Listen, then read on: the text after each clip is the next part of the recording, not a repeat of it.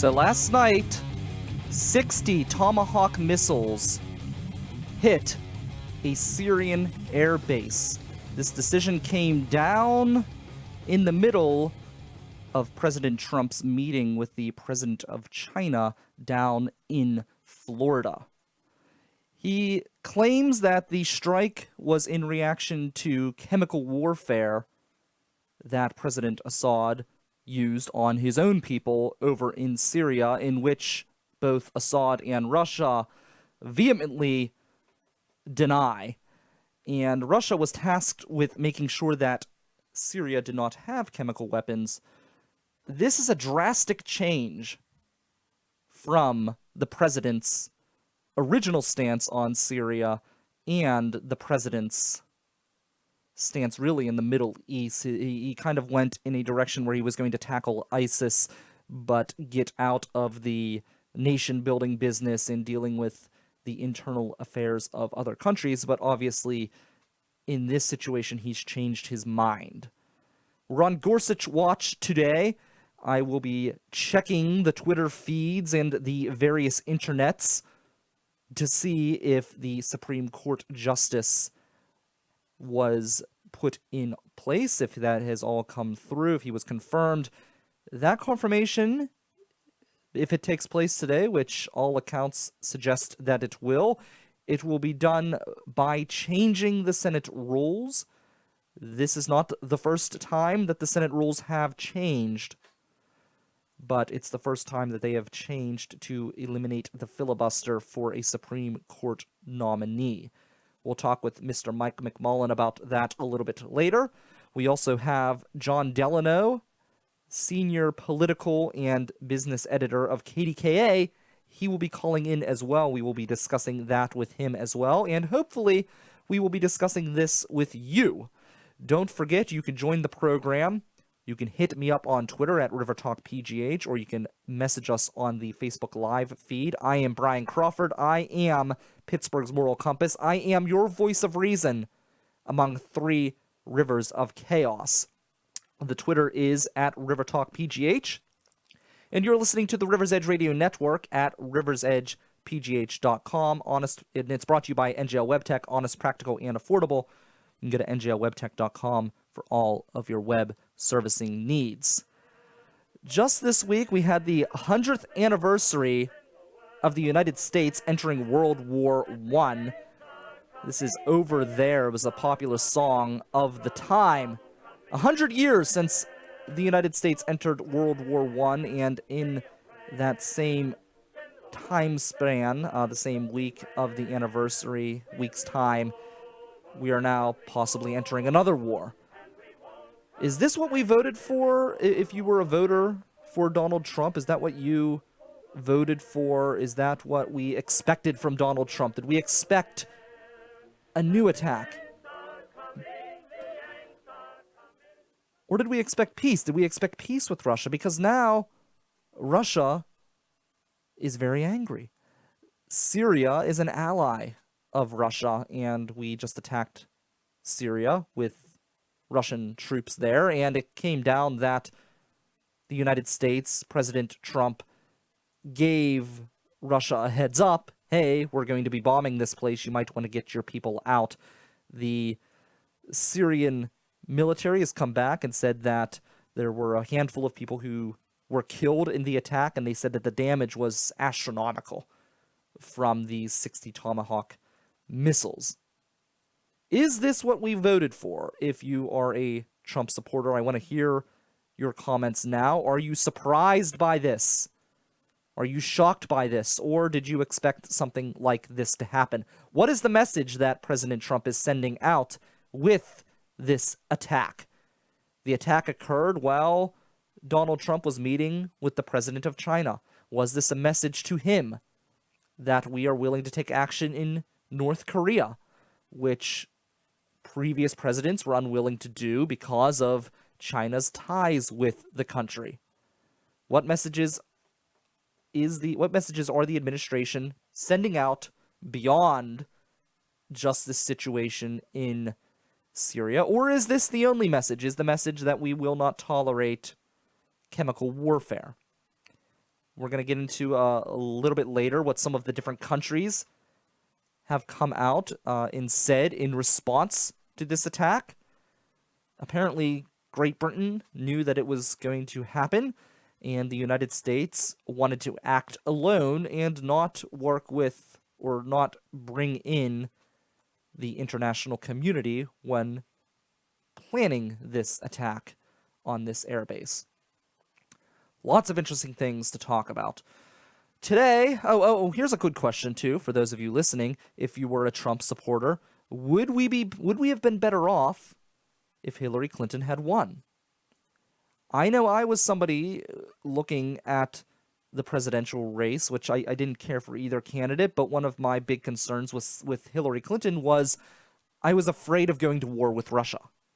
Well, now Donald Trump has attacked one of Russia's allies, and Russia's upset, and the wheel drums are beating now.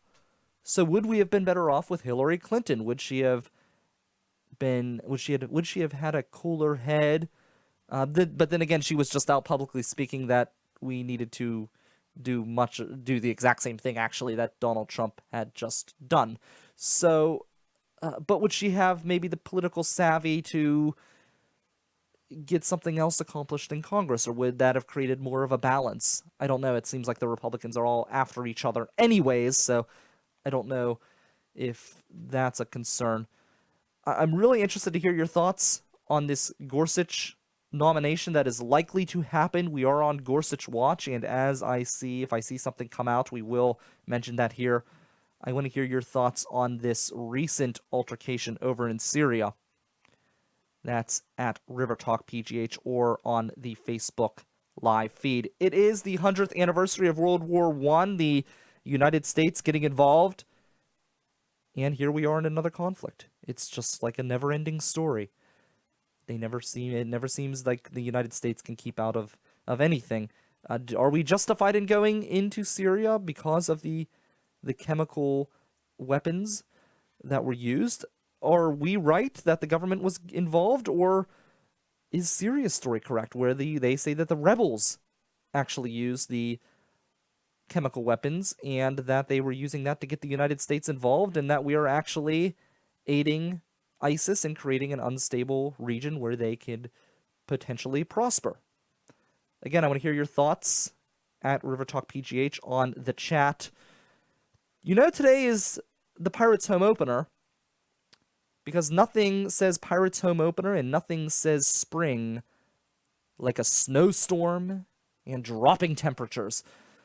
I went to last year's home opener. It was my first time at the home opener, and I was in the standing room only section, which is actually really nice and a really great view of the field. And to be quite honest, it's better than some of the seating there.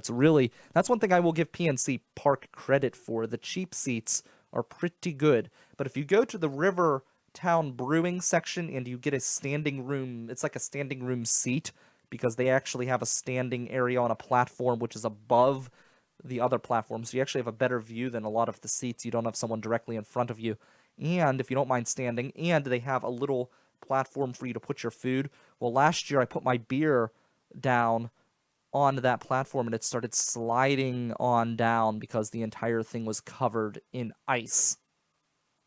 So it is cold, and I just was out in the cold over at the Hahn Funeral Home over on North Avenue. Before I came over, she's sponsoring the Millville Music Festival, and this is really just a plug for the festival. I went over to get my handshake photo, and it's kind of funny. I was out at Sidelines, who's another great sponsor of the Millville Music Festival, and I was there getting a beer with Jenny Signs, who owns the Millville Yoga Collective, who's another sponsor of the Millville Music Festival. And she was one of the early sponsors, one of the first sponsors for the festival. And we're there, she gives me a check, and I said, hey, let's take a picture with the check to show that you sponsored. So we have this real cheesy handshake photo where we're cheesing it up. We've got the check in the picture. It looks really, really cheesy. It looks like something you would see, I don't know, on some lame business site. So we take a picture of the check, we put it out on Facebook, and it goes nuts. People are liking it, people are sharing it, people are commenting all sorts of stuff on the Millville Music Festival Facebook page. So then we started doing it with some other people. And now it's become a thing, and now we have sponsors who are actually emailing us and asking us to please come take a picture. They're like please send Brian, or now Paul's gotten into it as well, who's on our committee. Please send them over so we can get our sponsor picture for the Facebook page. So now all the sponsors are asking for pictures. But that was basically just a plug to our sponsors. But we have another Pepsi story dealing with the Pepsi commercial that's coming up to wrap up the show with the weird news. So that's on the horizon as well. And the Pepsi boycott goes on. Hashtag no more emojis. Is that too long of a hashtag? I don't know. No, it's a good hashtag. We've got the hashtag Gorsuch Watch. I want to hear your comments. We've got Mike McMullen up in just a few minutes. And then John Delano a little bit later. But, yeah, we'll take a quick break. And when we come back, we'll have Mike McMullen on the phone. You're listening to Pittsburgh's local music radio station, The River's Edge.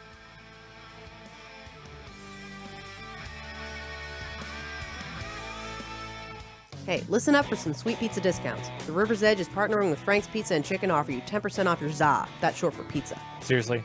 ZA? What? Anyway, mention you heard this ad and Frank's will give you 10% off your order of $15 or more. Oh my god, have you tried their famous buffalo chicken pizza? Oh, don't even get me started. Can you name all 4 Frank's locations? Millville, obviously. Troy Hill, Shaler, and North Hills. Gold star. Anyway, support the River's Edge radio network by ordering from Frank's Pizza and Chicken the next time you get hungry for some ZA. And don't forget to mention you heard this ad so you get your 10% off. Go to frankspizzachicken.com for more info. Offer good for a limited time. Order must be $15 or more before taxes. Cannot be combined with other discounts or offers. Other legal jargon and whatnot. So the other day on the Culture Cruise, we went to Pinball Perfection and passed 2 Frank's Pizzas. And I was surprised. The one in Ross actually has outdoor seating, which was pretty sick. And then we went to Pinball Perfection's website. And there it was, Frank's Pizza, written right there. So they know who to sponsor. Frank's Pizza is where it's at. Mike McMullen, we've got you over the phone. How are you? I thought you'd be here for Gorsuch Watch. Oh, it is a great day. Mr. Trump's 77th day in office, and 23 more days to go, and he has accomplished more stuff, more things than Obama has done in 8 years. At 11:45 today. I wouldn't say that. Obama passed major legislation in his 8 years. Whether you like it or not, he passed it. Well, that's repealing and replacing or trying to for 2 different things. But unfortunately today at 11:45, your show won't have it unless you're going to keep me on that long. Or, a little sidebar. I feel honored and privileged that I'm up before one of the political icons in the area. I'm up before John. I'm up before John Delano. I mean, that is, I guess I'm sort of like the in music, it's like, I'm like the opening act. I'm the opening act before the guru of political watch. John is a wealth of knowledge, and he knows his shit. Yeah, John's a great guy. But in any event, we're at 77 days into the Trump administration. At 11:45 today, Neil Gorsuch will be confirmed as the next Supreme Court justice. Thank God. And I did call it by early mid-April, and it is April 7th that he will be confirmed today. People are calling him a hardcore, crazy, extremist conservative, but listening to what I've heard in the hearings, Mike, he seems like somebody who's really going to make his decisions based on precedent, even if it's something he personally doesn't believe in. That's what I got from listening to him. Absolutely, and look, Anton Scalia is looking down from the pearly gates from up above, and believe me, there was a great editorial cartoon in the Tribune Review or the National Review, one of the two, is that where Trump had his hand around Gorsuch, and Anton Scalia was looking down from above and saying it's going to be okay, basically, because look, I mean, Trump said, that he's going to appoint somebody and with Senate confirmation and approval, and and so forth, is that he's going to appoint a justice like Scalia, and look, he's not Anton Scalia. Nobody can ever replace him. But is he mighty damn close? Yes. And you know what? Now the balance of the court is going to go back 5-4. Why do you think one of the major reasons, and people don't realize this, people don't want to talk about this, one of the major reasons why people came out to the polls to support Trump for a lot of reasons. But what here again, do another poll. But I guarantee you that depending on what group you ask or whatever, one of the top 5 reasons, or I would say top 5 reasons, was if you ask hardcore conservatives why they came out to support Trump for their own personal reasons. But I guarantee you, highly likely that they came out to vote for Trump because if Hillary got in, the face of the court in our lifetimes would have gone from center right to hard left. So in any way, 11:45 today, the nuclear option is there, and people can say, oh, this and that, America didn't have a chance. Well, look, these are the rules. And Mitch McConnell has chosen to exercise the option, and it's funny. 10 years ago, when Gorsuch was appointed to the federal court out in the Western District, out in the Western United States, everybody raved about him. Oh, he's qualified. He has judicial temperament. He's fair and balanced, and so forth and so forth. Nobody opposed him, but it's funny. 10 years later, all the Democrats are ranting and raving. And you know what, Mike, they're both guilty of this, and you see it all the time. Like, for example, Harry Reid said, and he made his decisions based on the fact that he felt that the incoming president, the president that people were voting for, should pick the Supreme Court nominee.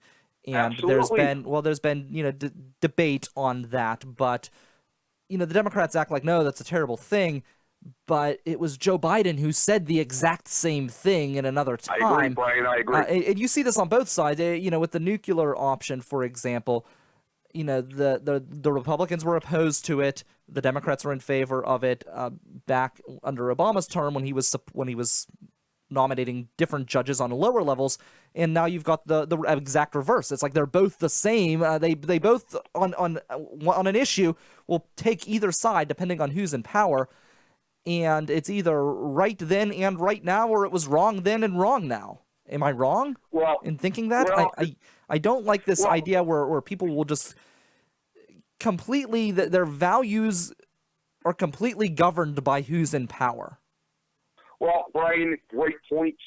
And it has always been an unwritten rule, not law, unwritten rule that if there is a opening on the court in a presidential year, and like I said, you have to Google it to go back, to get our fact checks correct. But it's always been a unwritten rule, or if there's an appointment, if there's a death or somebody come off the court bench to retire, obviously more if it's death or they're ill or they're mentally incapacitated, is that the next president will appoint. And look, would Merrick Garland been a choice that would have been happy with conservatives? No, he wasn't hardcore left like Sotomayor or who was the other one Obama put. But anyway, somebody like Sotomayor was very loud. Merrick Garland was probably more moderate, middle of the road, and he could, could he make him for probably? But the thing is, it's like I said, look, it's an unwritten rule. Trump is going to appoint, and the thing is, if Trump appoints 1, 2 in the next 4 years, look, the nuclear option is going to be there. Whether you like it or not, that's the way it's going to be.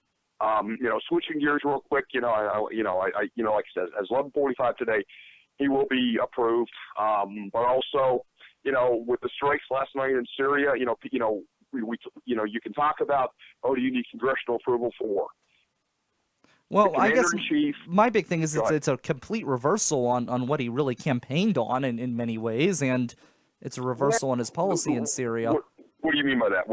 Well, he, was going to stay out of these the rebuilding efforts. Not that this is rebuilding, but he pledged to not be the world police, and here he is being the world police. Brian, good point. However, what I think, and believe me, I'm not speaking for the Trump administration just as an outside, little peon observing, is that, look, he exercised, and all presidents have done it. You can go back through the history of time. This is not an act of war. An act of war needs congressional approval. And of course, to my friends friends on the, who are very Mike Lee and Rand Paul, this, you need congressional approval. No, you don't. The commander-in-chief has the option if he believes national security or a threat He has the imminent. option to do a strike like that, but then he needs further approval to continue. I mean, other presidents have done that. You've seen that multiple times. You've seen that under Clinton. You've seen it under Bush. So, yeah, you're right. Look, but Brian, he could have sent hundreds of Tomahawk missiles up. A little sidebar. I love the military. A Tomahawk missile are sent from destroyers, and they're like 2 feet wide and like 18 feet in length. This is a nuclear bomb. He said, I think, I heard 50, 59, 80. He basically annihilated the airfield. And the thing is, he could have destroyed. There's like 14 airfields. What I've read or Googled, in Syria. On Syria, there's like 14 airfields, and he could have knocked out everything. He could have taken everything out.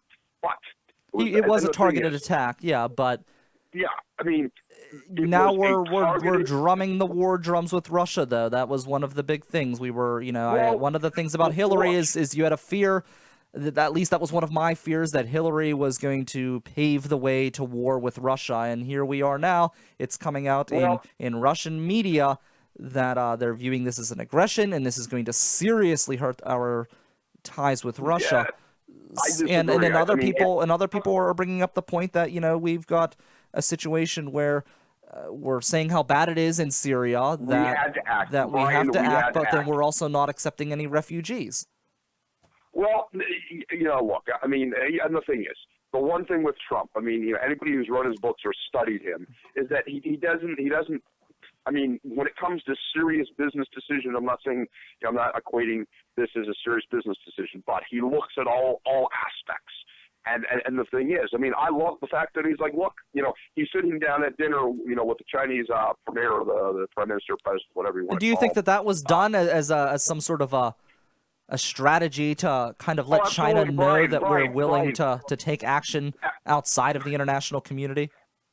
Brian, absolutely. And the thing is, I'll be honest, Mike, China seems to be like the big boys out of this group. They've come out with a statement saying that we need to basically negotiate and look at politics to try to solve this situation instead of rushing to war. We've tried to negotiate. Obama tried to negotiate with Assad. Well, Trump wouldn't have tried that much. He was only in office for a short time so far. It hasn't even been 100 days. I'm sorry. When I saw the pictures... it's a different administration, though. You've got different advisors. You have different delegates. True. So, you're looking at a different situation now. But, Brian, when I saw those pictures of those kids and those families, it's awful, yeah.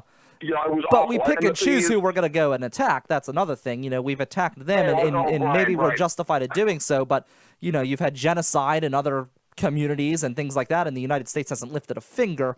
But now that Russia's involved and it's in the Middle East and there's interest there for the United States, now all of a sudden we're getting involved. Well, Brian, remember we got a couple thousand ground troops on the ground in Syria to help the rebels and all that. But what Syria is so volatile because you've got the Assad regime, you've got ISIS over there, and you've got other militant faction groups, and we've got ground forces there. And like I said, look, it was a targeted, calculated, minimal risk. Well, let me rephrase. Not minimal risk. There's always a risk involved. We could go to war with Russia. It's a huge risk. Well, look, and the thing is, this just wasn't Trump. Trump made the final call. As commander-in-chief. But, obviously, he had all his, his NSA team, security advisors, all his military experts Look, I mean, And I this love is all the sending a leftists too, message. Mike, who, I mean, I'm throwing eggs on everyone. I love all the leftists too who came out, oh, Trump's not hard enough on Russia. Oh, Trump won't stand up to Russia. Well, now here he stood up to He just Russia did. and Syria, He just did. and they're all going, oh, he's breaking the law. Oh, how could he do this? How could he push us towards war? It's like, no matter what, everybody in this country is freaking loony, and depending on what's going on, they change, their morals, they change their opinions, they change their values at the turn of a hat. It blows my mind. Mike, Well, I got to keep rolling. I've got John Delano on at 10:40, but thank you so much. Hey, no problem. Have a good week, Ryan. You too. That's Mike McMullen here. Be careful what you wish for. That, I think, is maybe the biggest message of today's show. Be careful what you wish for. This always seems to happen, and I remember warning the Democrats when President Obama was ruling via executive order. And they were happy that he was getting stuff done, and they didn't really care how he did it. And I said, be careful what you wish for. This will come to bite you in the ass. And then Donald Trump gets in, and he starts issuing out all of these executive orders, and everyone throws a hissy fit because they don't like the orders that are coming down. I told you, be careful what you wish for. It wasn't long ago that Harry Reid decided to throw out the filibuster, a filibuster which is something that stretches all the way back to the old ancient Roman Republic, where they would filibuster in the Roman Senate. That's where this came from. So it's an ancient technique, an ancient tactic used in Republican governments to make sure that the minority has a voice. The minority no longer has a voice. The Democrats originally got rid of that voice dealing with lower-level court decisions. This is bigger. This is a Supreme Court decision. Whether you're for Neil Gorsuch or you're opposed to Neil Gorsuch sitting on the Supreme Court, you have to be opposed, in my opinion, to the way, and I know Mike disagrees with me, but you have to be opposed with the way this went down. This is a slam. Again, it's one of the filibuster is really one of the great checks and balances for this country. It allows the minority to have a voice no matter what party they're in. It forces compromise. It forces working together. And that has now been thrown out the window for one of the biggest decisions that this government can make. It's disgusting. It was disgusting when the Democrats did it. It's disgusting now. And I'm so sick of people justifying this kind of action when it fits their political ideology. If it was wrong then, it's wrong now. How does that change? That doesn't make any sense. It's wrong. It's terrible. And once it's been done, it'll, and again, be careful what you wish for, because yeah, the Republicans are happy now that they're cramming their Supreme Court justice through, but you're not going to have a Republican president forever, and eventually someone else is going to croak, and you're going to have to replace another Supreme Court justice, and then the tables can turn. This is awful. This is really, really awful.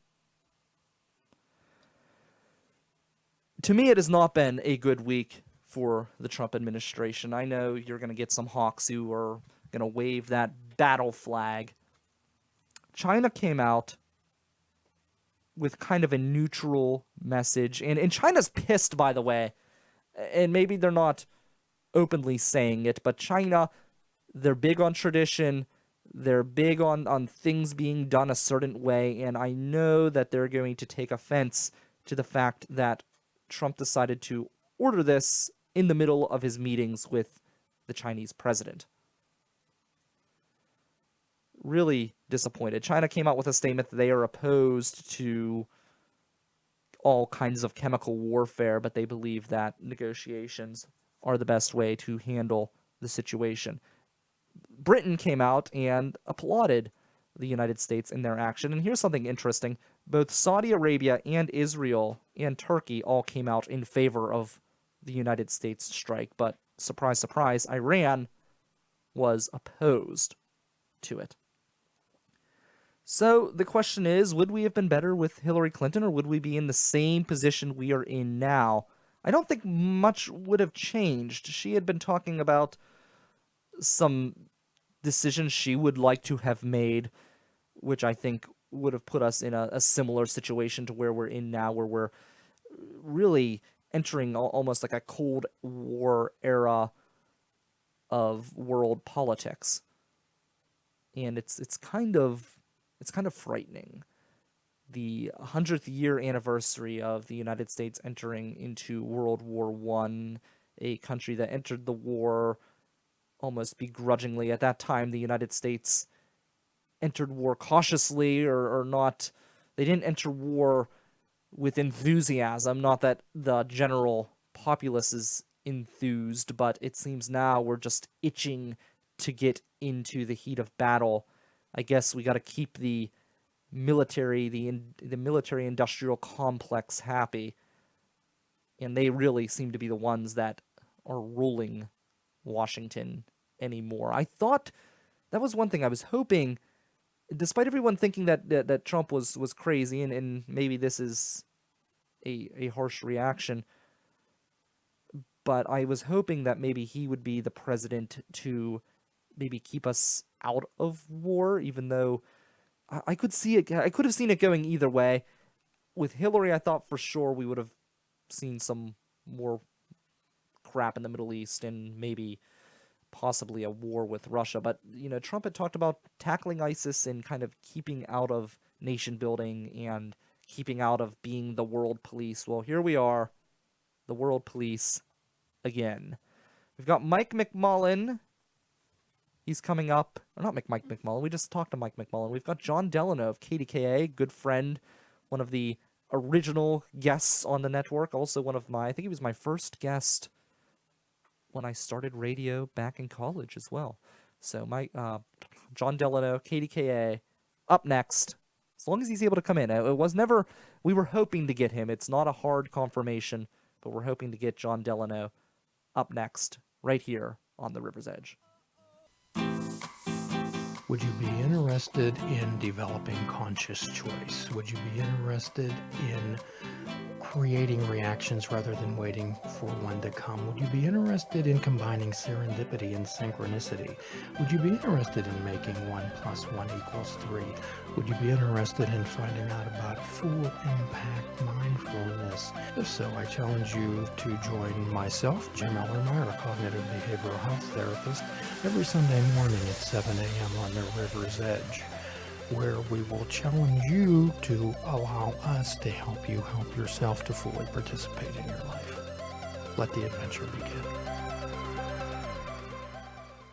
We are on Gorsuch Watch here at the River's Edge Radio Network. The breaking news this morning, last night, there were 60 Tomahawk missiles that landed on a Syrian airbase in response to a chemical weapon that was allegedly used on the civilians, which has been disputed by both Russia and Syria.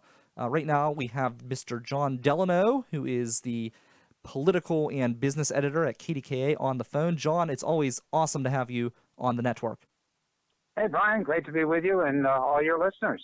Thank you. So what was your reaction to last night's events in Syria? I was shocked. Were you shocked because it came from President Trump, or shocked because of the action itself?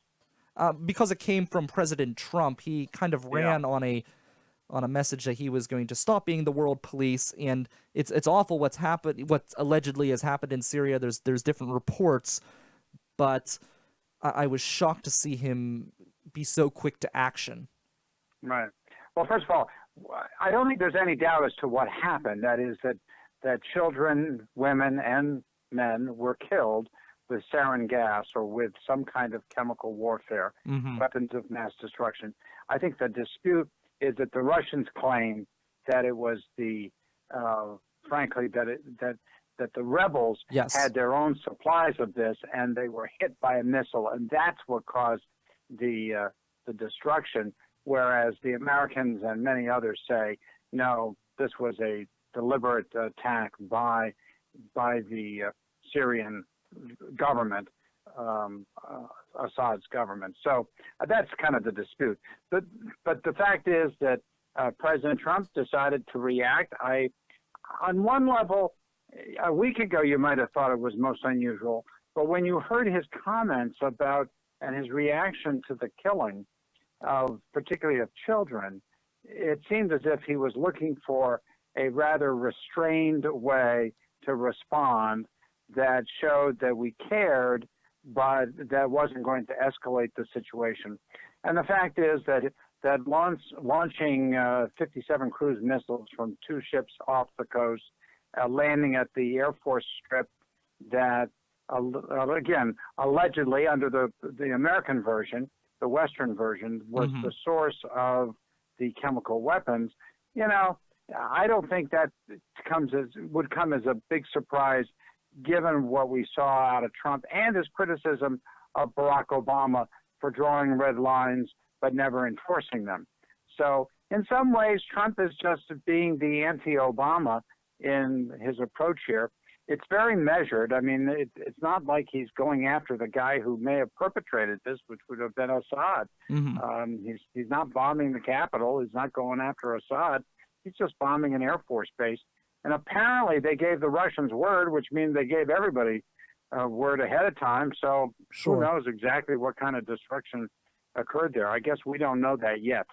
Do you think that the timing of this was planned during the meeting with the Chinese president? Do you think that Donald Trump was trying to send a message about other conflicts and situations that we are involved in throughout the world, such as North Korea? Yeah, that's a good point. I think that any time that the president does something, it sends messages far beyond the original intended recipient.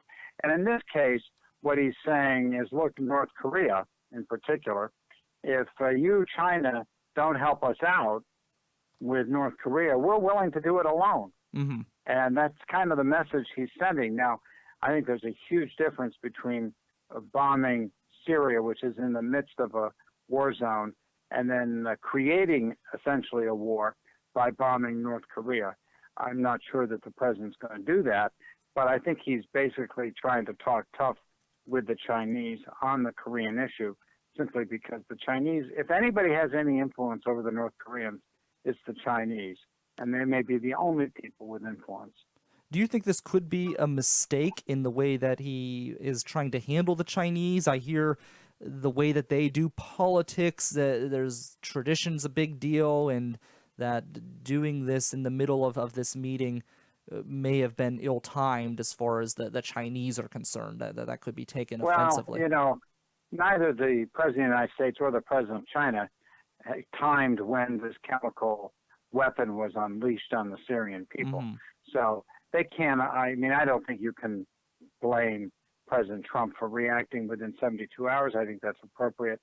And the fact that the Chinese president is here, I don't think it was timed on that basis, Brian, if that's what you're suggesting. I just don't think that. So a little bit later today, Neil Gorsuch will almost certainly be confirmed as a Supreme Court justice, but obviously there's a lot of controversy surrounding that. We've been talking about that all morning. The death of the filibuster for Supreme Court justice nominations. I feel like no matter where you come down on the issue, you have to be opposed to removing the filibuster from the equation. I was opposed to it when the Democrats did it for President Obama to push through lower court positions and things like that. I just think it's really removing a check and balance that was put in. And I mean, this dates, the filibuster dates all the way back to the Roman Republic, and it's a good way to make sure that the minority has a voice in government. And to be quite honest, it's kind of terrifying to me that both parties are so willing to casually toss that from the equation. And I know they'll all point to the other party, but eventually doesn't somebody have to be a grown-up and just stand up for what's right instead of pointing the finger and using precedent as a way to continue the destruction of these checks and balances? Well, I think you're pointing to exactly the right thing. The Senate was supposed to be the body that was not partisan. That is, where you could try to find compromise, where both sides had to work with each other. The removal of the filibuster rule, people might say, who cares about whether it takes 51 votes or 60 votes or 70 votes? That's all process and procedure. Well, the whole idea, though, was that by requiring 60 votes, and by the way, that still maintains for legislation. Yes. So they have not removed filibuster for legislative proposals and the like. But for confirmations at all levels, they now removed this moderating force, which basically said, hey, in order to get anyone approved, you had to compromise. What happened essentially is that the Republican Senate blocked every one of President Obama's, just about every one of President Obama's nominees to the lower courts. The Republican Senate blocked more nominees in just a few years than every Congress from George Washington to George W. Bush had blocked. And so what the Republican Senate did was obnoxious. As an attorney, as a lawyer, I actually wrote about this because you cannot put partisan politics above placing judges on the bench. And that's, in fact, what the Republicans did. So what did Harry Reid do? Well, Senator Harry Reid, the majority leader, Democrat at the time, said, we're going to change the filibuster rule. We will take it away for the confirmation of lower court judges and presidential appointments. But we will leave it for the U.S. Supreme Court. And, at the time, the Republicans howled and howled about how important the filibuster rule was to protect the nonpartisan approach. But, of course, they had brought it on by blocking every single one of President Obama's appointments. So it really made it very, very untenable. You can't have a government if the Senate can't confirm people to office. Sure. So after that, of course, now the Democrats, well, there were two things that the Democrats didn't like. The first being, of course, President Obama named a replacement for Justice Scalia on the Supreme Court last year, over a year ago. And the Republicans who controlled the Senate at the time said, we will not even consider this person. We won't hold a hearing. We won't even meet with him. After a while, some of them did meet with him, but they did not give him the respect he was due. My view then is that Judge Garland, was entitled to an up or down vote. Republicans controlled the chamber. If they didn't like him, just vote him down, and that would be the end of it. But instead, they wouldn't even give him the courtesy of a hearing. So this year, of course, Trump's elected. He's the president. He named somebody, and the Democrats are so, frankly, pissed off at the way they've been treated by the Republicans last year that they said, we're going to filibuster Judge Neil Gorsuch. And in fact, that's what they did. And the Republicans could not get the 60 votes to stop the filibuster, so they changed the rules. And the end result is that the partisanship on both sides has brought the U.S. Senate to a place where I think many people are saddened and disheartened by it. The end result is, though, that Neil Gorsuch will get confirmed and will be on the Supreme Court because the Republicans changed the rules. And, hey, they're the majority party. If Democrats don't like it, then why didn't you vote for Katie McGinney? I mean, Yeah. The fact is that the Democrats didn't elect enough Democratic senators last November, and they're down by 2. And if you're down, you're down. And I think all of this is prelude, I might add, to 2018. Brian, I have never seen such political fervor on so many levels. It's very reminiscent of the Tea Party in 2009. Yeah. But we're seeing all this grassroots political fervor in 2017. And if it yields political action in 2018, then maybe the Democrats will have a say. But right now they have no say in anything in Washington, D.C. And to be fair, yes, the Republicans did not give President Obama's Supreme Court justice a chance. However, Merrick Garland, but however, to be fair, it was the words of Joe Biden previously who was preaching the same message that the next president elected should have the right to pick the Supreme Court nominee. So, I mean, they both are talking out of both sides, really, both parties. Oh, yeah. Yeah. Let's face it. I mean, these guys, they get elected. I've never seen such hypocrisy. Every time Mitch McConnell, the Republican leader, opens his mouth, he says something that's hypocritical of something he said 4 years ago when he was in the minority. And it's the same with the Democrats. So, let's face it. I mean, they are a bunch of hypocritical politicians in Washington, D.C. who say whatever best suits them for the moment.